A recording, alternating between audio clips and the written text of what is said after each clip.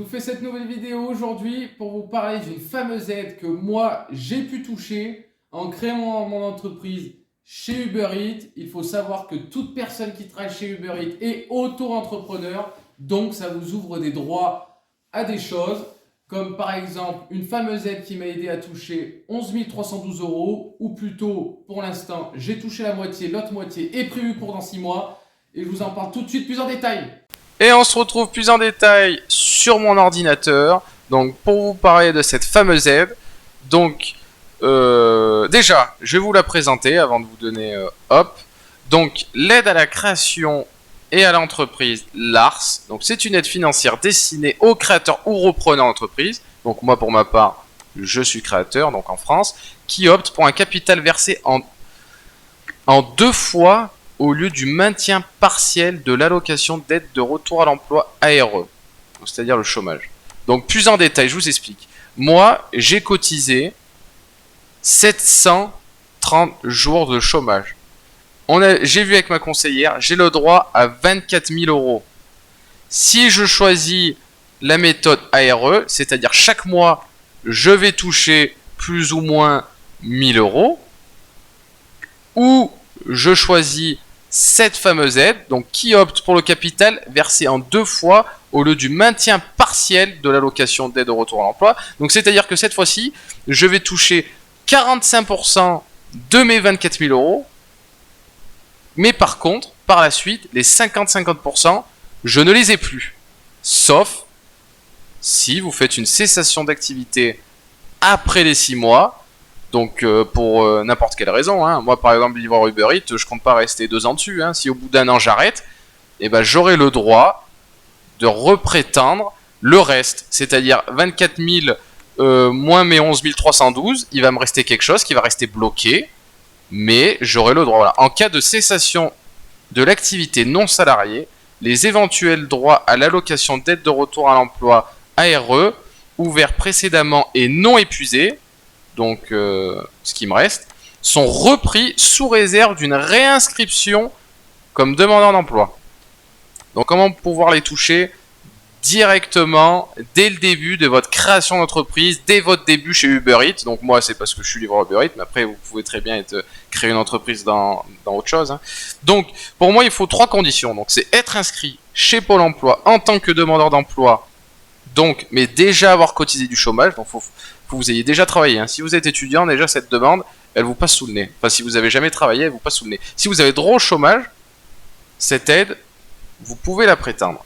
Par contre, quand vous allez créer votre entreprise en tant que micro-entrepreneur, donc pour Uber Eats, en tant que coursier, et du coup, vous allez être obligé, en même temps, Pôle emploi vous demande de faire une demande de l'ACRE. Alors, c'est encore une autre aide. Ça, c'est Lars, mais il y a la demande de l'ACRE. L'ACRE, c'est une aide qui consiste, en gros, à une exonération partielle des charges sociales. Donc pendant votre première année par exemple, l'URSSAF, vous allez être obligé de déclarer ce que vous avez gagné chez Uber Eats. Donc j'ai gagné 1 000 €, au lieu de me prendre 22% sur ces 1 000 €, enfin je sais plus combien c'est exactement, comme je n'ai jamais eu comme j'ai eu l'ACRE, j'ai pas eu besoin de payer plein pot quoi en gros. Donc c'est à dire que grâce à cet ACRE, au lieu de payer les 22%, vous allez en payer que 11. Je crois que c'est quelque chose comme ça, hein. Donc après, donc du coup, elle vous accompagne pendant les premières années. Donc si vous avez le droit à cette ACRE, il faudra la joindre à votre dossier. Si vous n'avez pas le droit à l'ACRE, c'est mort cette aide, vous ne pourrez pas l'avoir. Pôle emploi, il vous demande une chose, c'est d'avoir cette aide, l'ACRE, que vous demandez à l'URSSAF au début, pendant les 45 premiers jours de votre début d'activité.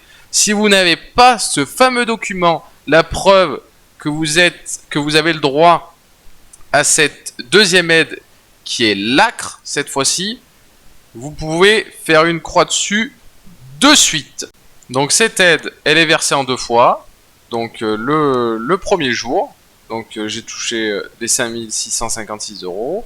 Et 6 mois après, si vous renvoyez bien ce document qui vous est donné juste en dessous, donc l'attestation sur l'honneur, comme quoi mon entreprise, en 6 mois, je n'ai fait aucune cessation d'activité. Je travaille toujours, tout se passe bien, je leur montre que je suis encore là. À la réception de ce document, je toucherai ma deuxième somme.